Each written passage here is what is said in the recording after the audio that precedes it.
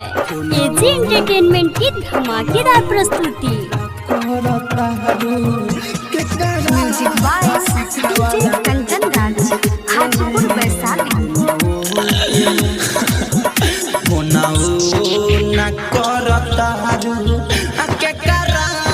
सिखावाला ने ना करतारू के करा सिखावाला में बोला का डर बावे बोला का डर बावे हमारा से बतावाला में फोनऊ ना करतारू के करा सिखावाला में फोनऊ ना करतारू के करा सिखावाला में। Mix by AG recording studio.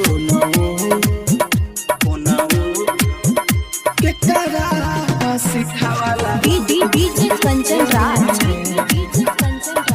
Hajipur Vaishali.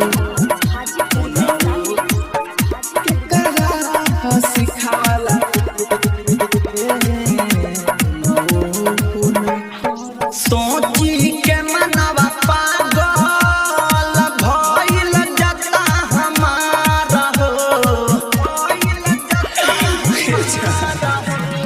काहे रुवावता रो बोला आंसुआ के धार हो आंसुआ के धार हो। बड़का गलती हमसे भइल बड़का गलती हमसे भइल दिलवा मिलवाला ने फोनऊ न करतारू के करा सिखावाला में फोनऊ न करतारू के करा सिखावाला में।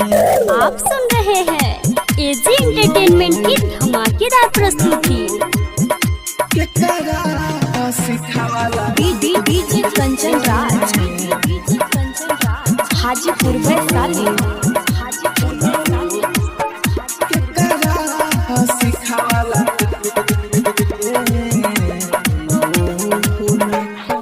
कुनल कुआरा या बहरा बनल बटे जान हो मेरा जमिसाइल राहुल के निकले लागल परान हो निकले लागल परान हो।